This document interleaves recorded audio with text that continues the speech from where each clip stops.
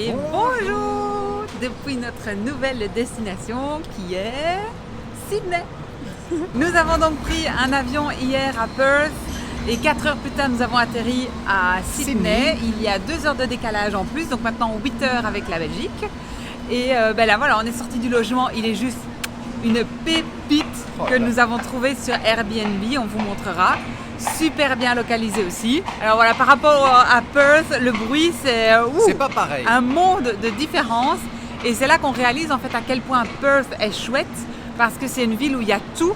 Tout est facile au niveau des transports, des magasins, de la vie en famille, elle est pleine de jeux, voilà. Et donc on a vraiment tous les avantages de la ville et en même temps on a le calme pas de la campagne, mais presque. Et enfin voilà, donc elle est vraiment agréable et on se dit ah ouais en fait vivre à Perth ce serait vraiment chouette quoi. Why not? Donc voilà, on va vous montrer ici, on marche vers Circle K. Virgile doit faire un petit pipi, donc on va lui trouver des petites toilettes publiques. Et puis ben voilà, on va vous montrer notre découverte de la ville. Bon ben ça y est, on a la chair de poule. Oh mon gars. 14 ans après, ça fait bizarre. Tous les souvenirs là qui reviennent et tout.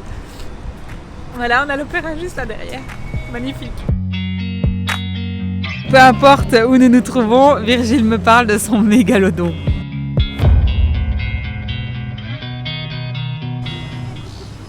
Il est plus grand que ce que tu pensais? C'est juste magique d'être là. Oh, Virgile est passionné par l'opéra. Comment s'appelle-t-il, mon cœur? Grand Boulevard de Paris. Wow. C'est dingue de se dire qu'il y a 14 ans, on était là avec Christophe, on s'était acheté une pizza juste derrière à emporter. Et on l'avait mangée là sur les marches. Comme deux petits jeunes et tout. Et voilà, 14 ans plus tard, on est là en famille. Et c'est juste trop beau. Regardez-moi ça, ce petit là, ici, même pas 8 ans. Ce qu'il a déjà vu, vécu. Arrête de me filmer. Ça fait des souvenirs. Allez, on va fouler les marches de l'opéra.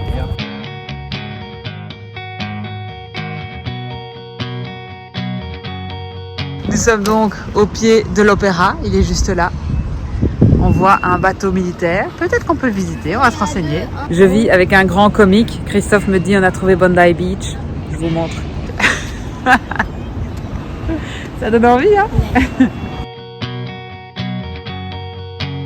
Je suis pas dans le parc. Christophe raconte que quand on avait parcouru le jardin botanique en soirée, on avait vu mais plein de chauves-souris. Et alors, j'avais dit, on reste bien sur les sentiers. Moi, j'étais déjà venue. Parce que dès qu'on sort, en fait, il y a des toiles d'araignées, mais gigantesques, avec des monstres dedans. Enfin, ici, les animaux, ça rigole pas. Et du coup, on raconte ça aux enfants. Donc, ils sont pas super chauds d'aller dans le jardin botanique. Mais ça va aller, on va se revenir.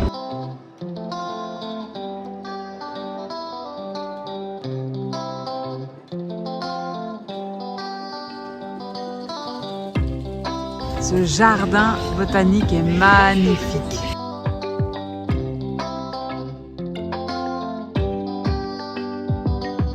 La magie, c'est qu'on est dans un parc là, un jardin botanique. Il y a évidemment plein de fleurs, d'arbres, d'animaux. D'un côté, on a la ville derrière moi, et puis de l'autre, on a la baie. Et c'est tellement paisible et tout. Enfin, c'est hyper chouette quoi.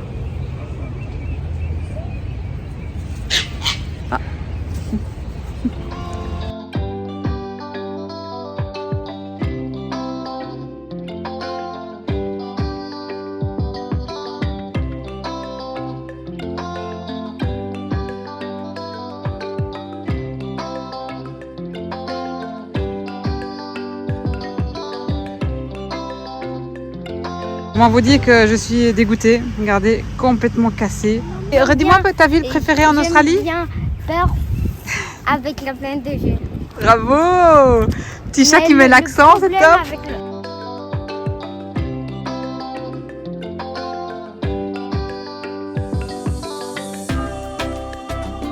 On est juste en haut de la petite promenade hein, qui est là-bas derrière moi avec l'opéra. Donc on arrive dans le quartier The Rocks, qui est un vieux quartier de Sydney qui est juste magnifique. avec des briques rouges et tout ça. Donc, je ne sais pas si on va vraiment voir ici. Je sais qu'il est au pied du Harbour Bridge.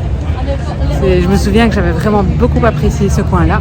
Et là, ici, pour l'instant, c'est un petit piétonnier. Je vous montre. Et vous m'excuserez, j'avais oublié de brancher le micro, il était dans ma poche.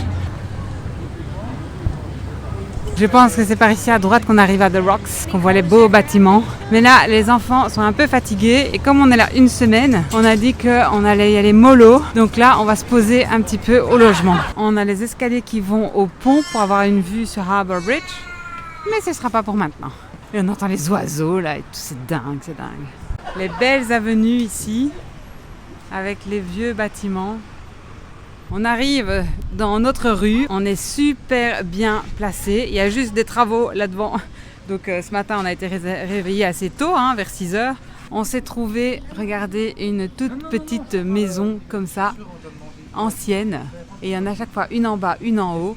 On est vraiment super bien, on va vous faire visiter. On vous montre notre petit chez nous. Ah, c'est moi qui ai la clé. Donc toutes les maisons se ressemblent, on a un long couloir. On avait peur sur les photos. 19 mètres, t'as compté la longueur? Je commence avec notre chambre. Vous voyez, on est vraiment super bien mis. Vue sur le port. On continue avec la chambre des loulous. Un peu plus petite, mais super. Merci mon cœur. Ici, la cuisine. Super moderne et tout, c'est magnifique. Ici, le salon, la pièce de vie. Salle à manger. La télévision. On adore le mobilier, tout est super classe. La salle de bain, une tuerie. Ah oui, pardon, ici, la buanderie, avec machine, l'évier, la salle de bain.